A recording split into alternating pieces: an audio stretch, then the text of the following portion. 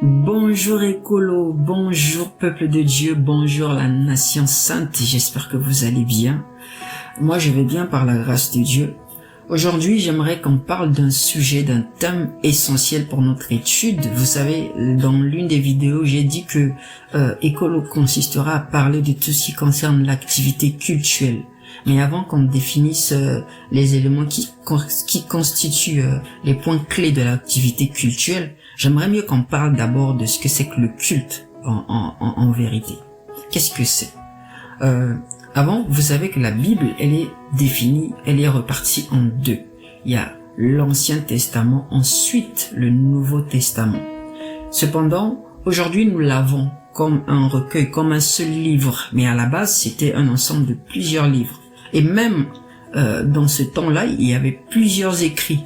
Il a donc fallu un processus qu'on appelle canonisation, qui permettait de définir ce qui serait la parole de Dieu de ce qui ne serait pas.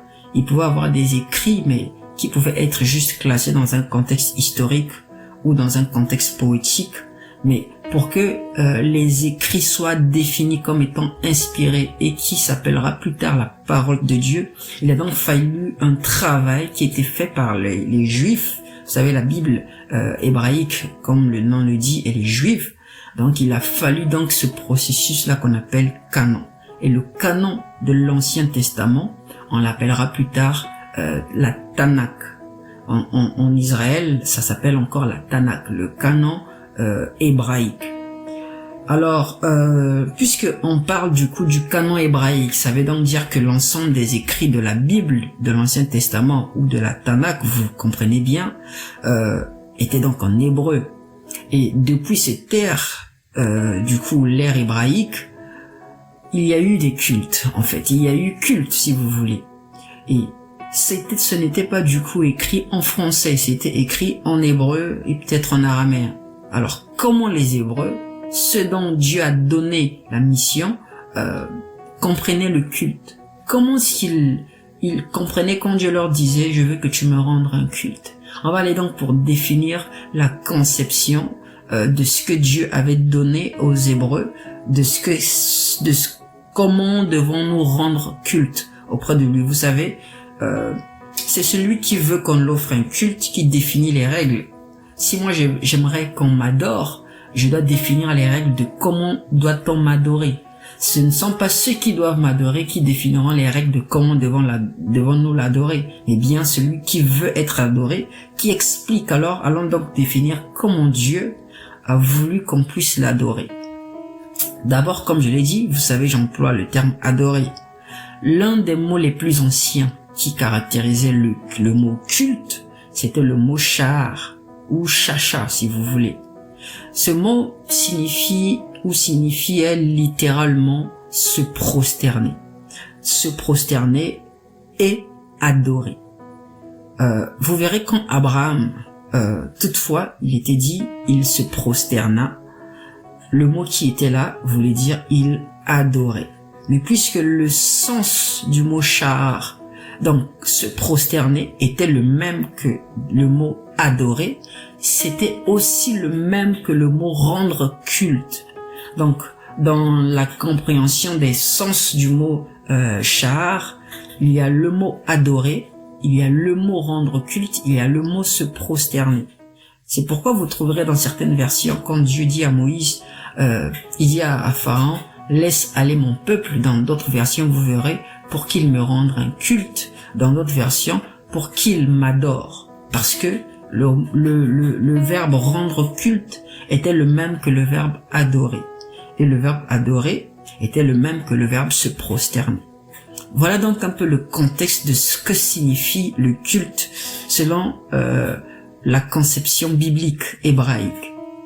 Alors, vous voyez que tout de suite, en plein culte, ici je viens dans l'ère de l'église, si j'étais au temps d'Abraham et que je disais aux gens, bien-aimés, nous allons maintenant adorer, nous sommes déjà en plein culte. Ça veut donc dire que le modérateur a fait son officiant, comme je l'ai dit dans la vidéo précédente. À un moment, j'ai dit, on va maintenant adorer.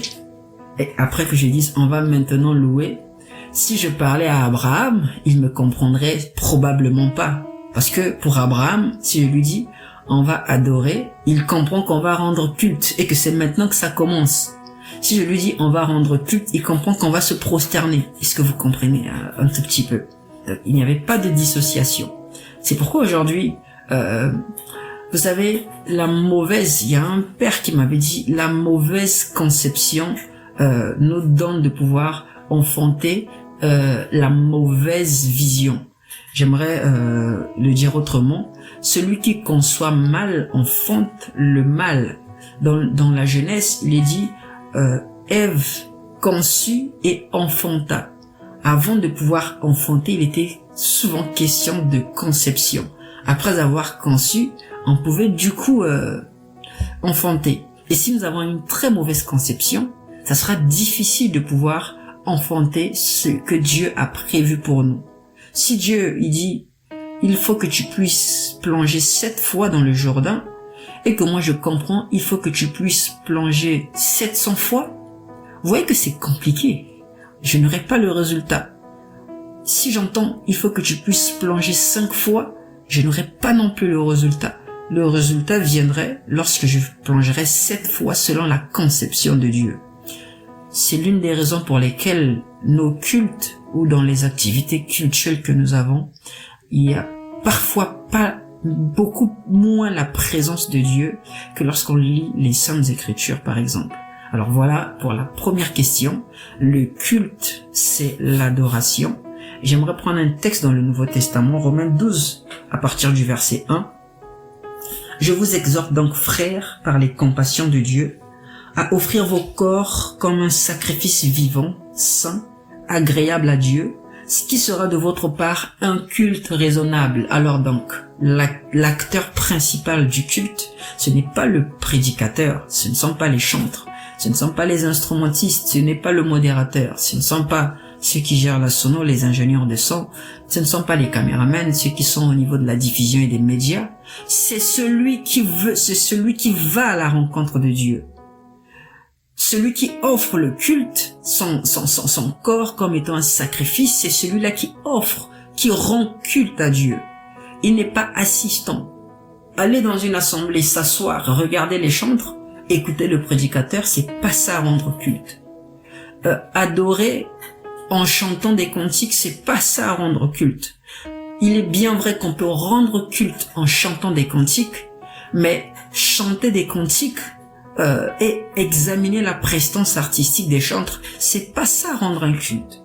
Rendre un culte, c'est aller offrir en sacrifice son corps. Nous pourrons revenir plus tard de comment offrir son corps en sacrifice. Mais j'aimerais juste qu'on comprenne que le culte, c'est l'action où toi, tu vas vers Dieu, tu offres ton corps en sacrifice. C'est-à-dire, tu te prosternes. C'est-à-dire, tu adores. Le mot culte, c'est le mot adoration. Le mot adoration, c'est le mot se prosterner. Le mot se prosterner, c'est le mot offrir son corps en sacrifice.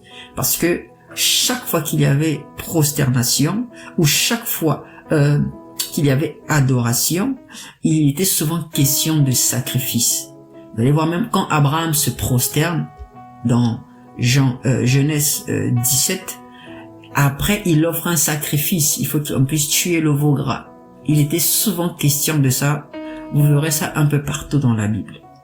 Alors j'espère que pour cette première vidéo, de cette première question éco-biblique, j'ai apporté une petite lumière de réponse et j'aimerais bien, pour la suite, si vous avez des questions, n'hésitez pas à les poser sur la barre des commentaires. N'hésitez pas à partager la chaîne. N'hésitez pas non plus à vous abonner, à activer la cloche des notifications afin de ne rien manquer. Et sur ce, je vous dis, passez une très bonne journée dans la paix du Seigneur. Shalom.